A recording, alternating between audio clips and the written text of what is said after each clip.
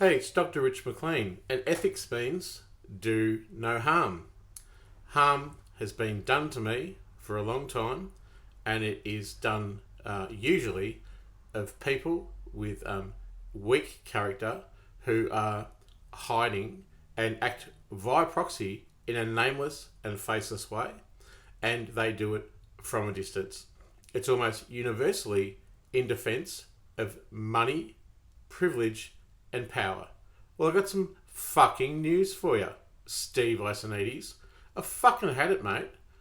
We were in a legitimate 5-year relationship in which you owed me an equal and equitable amount when we broke up.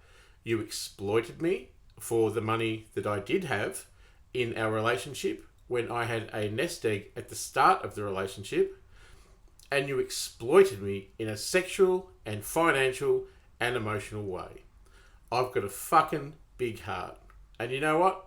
A really fucking cold soul like yours intellectually sees an empath like me coming, and there's fucking fireworks.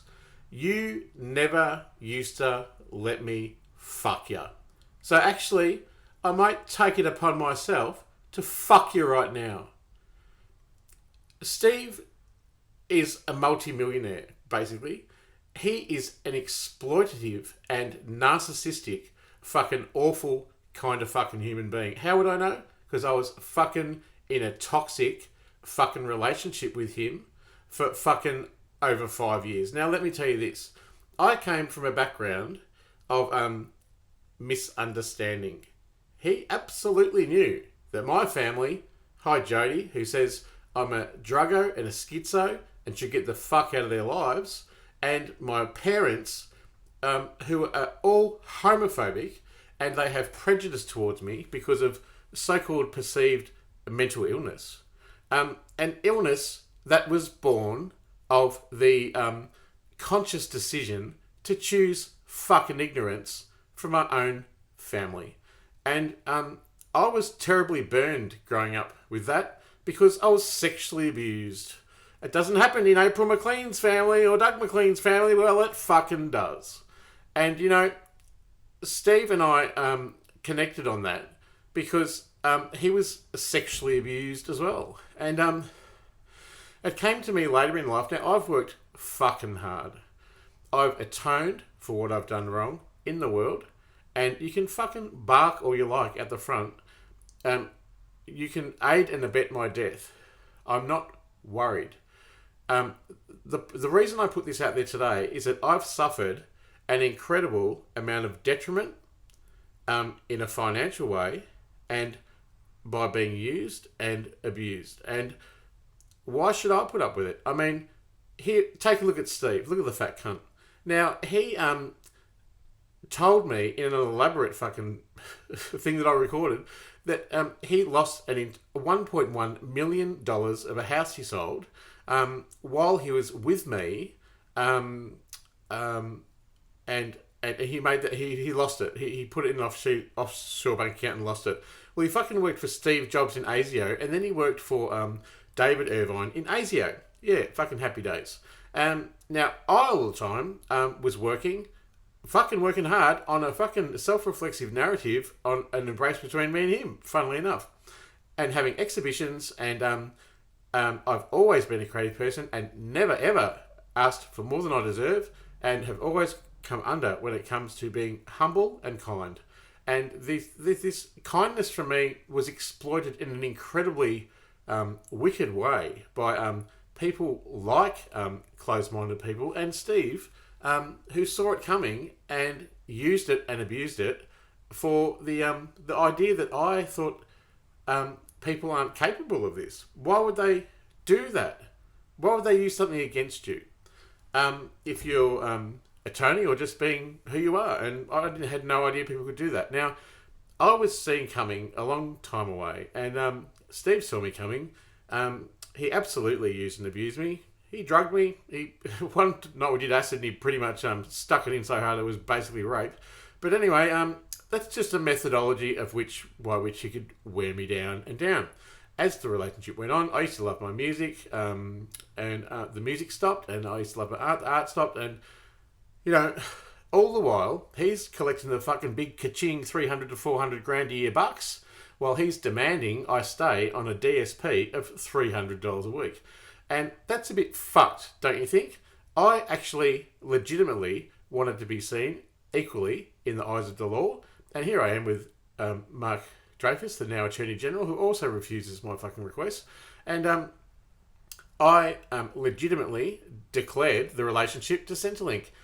When I asked Steve for a separation, after he twisted my fucking head to think that all the money was gone, he had nothing. He's got $1 million in super, another $1 million. He's fucking got it coming out of his ass. He thinks he can walk all over me still, all to this day, right up to this point. And I'll tell you why. It's because he's jealous of me.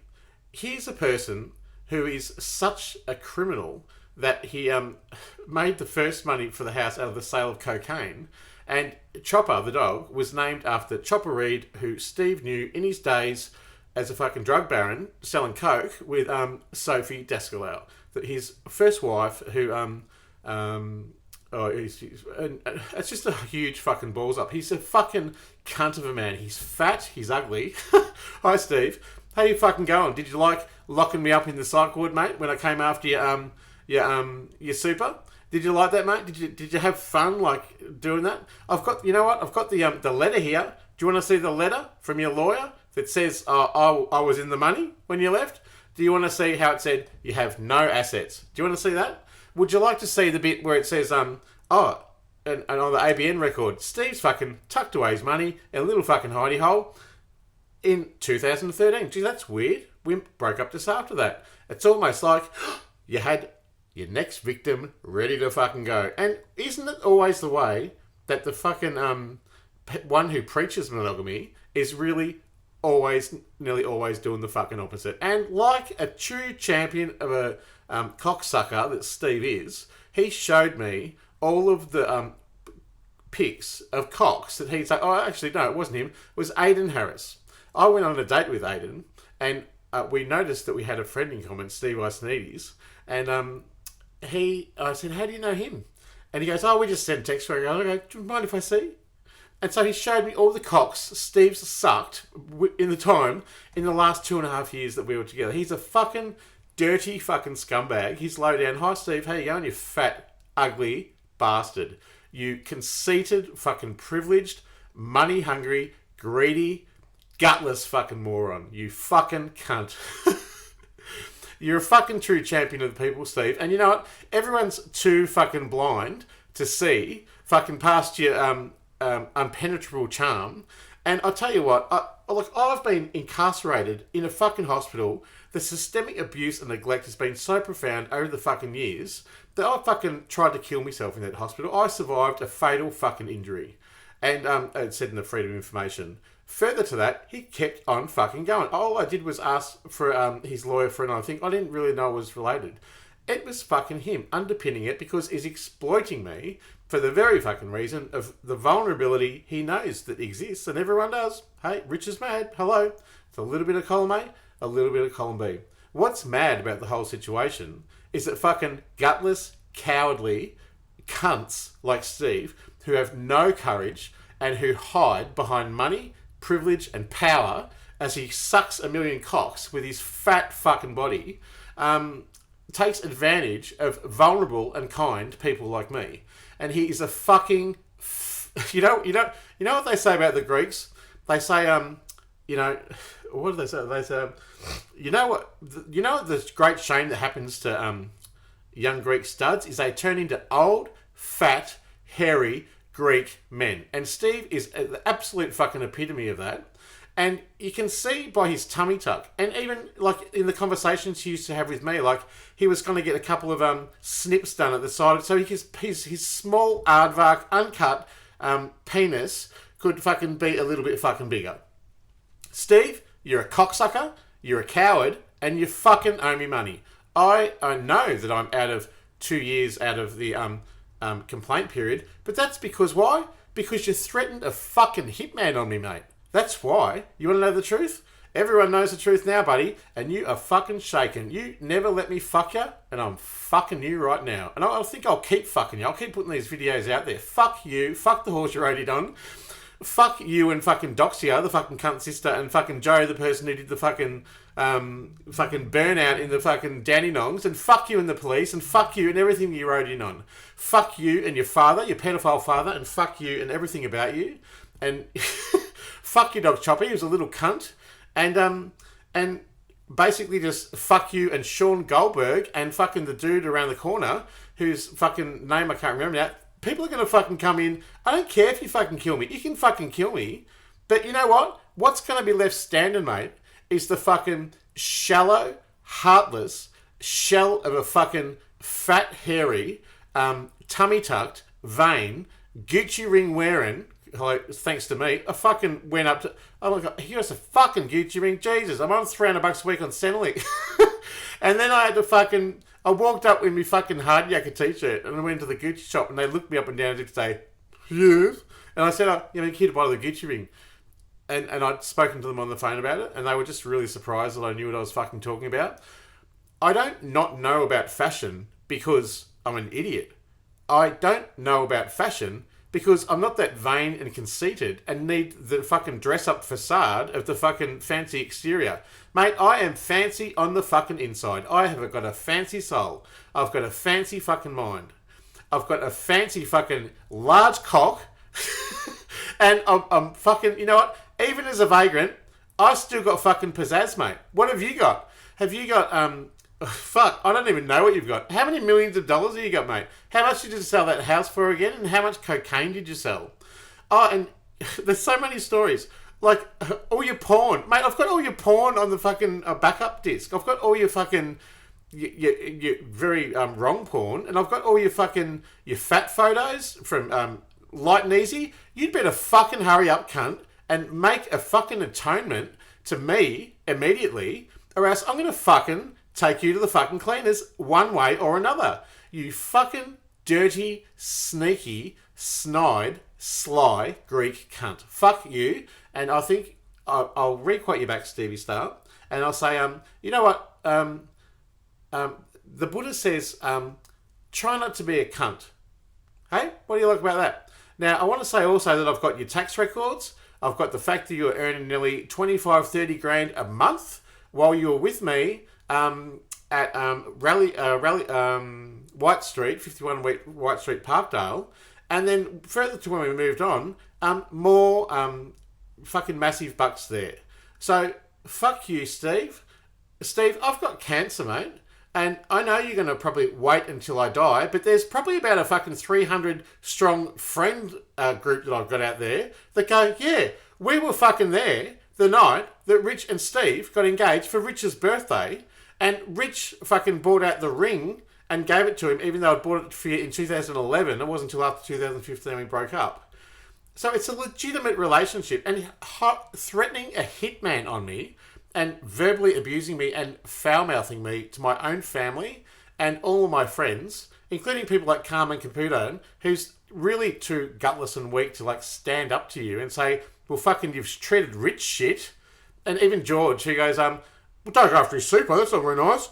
They don't know the fucking real story. And the real story is a weak-minded, greedy, vain, exploitative, powerful, fucking gutless man who acts by proxy and who is hiding behind many layers of money, power and privilege. And you conceited, cowardly man. I think you should fucking get your shit together and either fucking, you know, have a revenge fucking killing now, you know where I am, or you can fucking do what's right and just and is fair, and you can actually acknowledge the relationship and the fact that you exploited me financially and sexually and used me.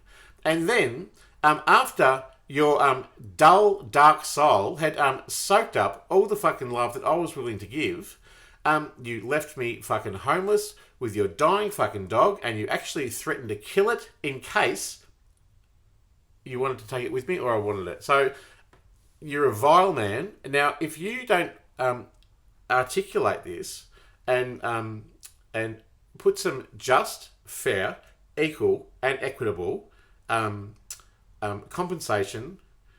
Get it to me. You can fucking find me somehow. I'm expecting fucking what's his name? From Sean Goldberg's psychology group. What's his fucking name? The hitman around the corner who you threatened me with. I'm expecting him round. But you know what? I've fucking had enough of this shit. And I've had enough of you. And I've had enough of being exploited by small-minded fucking people who choose ignorance. Or the other side of the coin is the broad-minded people who choose my vulnerabilities to persecute over their own fucking protections of greed and how they hide in a very fucking cowardly way behind money, power, and privilege at the expense of me, who's very easily exploitable for drug, sex, whatever fucking what do you call it, mental illness, and you know what? It's the height of fucking cowardice. And if you don't pay me within the next fucking 24 hours, you get no fucking idea. You think you can hurt me? Mate, I was incarcerated in a fucking hospital and I was fucking violently beaten up and not one person batted a fucking eye. Now that's some serious power. Now, I just want to say that if you fucking hurt me or kill me, as you've threatened, now that your fucking shitstorm of a life and your shit personality and your shit fucking values have been exposed, you can expect that I will leave my fucking computer to science to say this is the height of a fucking narcissistic, sociopathic cunt who, and this is his fat photos, his porn, his mother, and fucking everyone else that is attached to you, your story, our story, and has acted in resonance to exploit me in my death because I'm not fucking afraid to die. But you, sir, are afraid to fucking lose the shallow and deceitful and soulless fucking external of your fucking finances because you're a weak cunt, Steve. So, can I just say to you once more, if you don't fucking do what's the right thing, and if you don't want this video to be paid for by a couple of $1,000s and go viral, Steve Isonides of formerly ASIO and formerly Apple and formerly worked with Nigel, and I've got all the details. I know all about your life. I can tell the fucking world, mate. Now, if you don't get this to me, I will keep doing these videos and I'll keep putting your personal and private information, of which you know is on my computer, out there in the public domain. I've fucking had enough. I've fucking had enough of you, Steve Isonides, and now of Adelaide. And I think of, where is he working now? Somewhere in science. CSIRO. Yeah, hi, Steve. Steve Isonides from CSIRO, everybody. Give him a round of a fucking applause. As opposed to Rich, the human rights awarded autobiographer and PhD student and fucking all-round amazing, kind, compassionate and empathic human being. What a fucking disaster this has turned out to be. And how shameful of you and cowardly that you could treat another human being like this. I'm living here in poverty because of the underpinnings of narcissistic cunts like you. Give me the fucking money or I'll fucking tell the world. And I'll tell it again and again. You're welcome. Have a great day. The Buddha said, try not to be a cunt. And I think everyone can agree with that.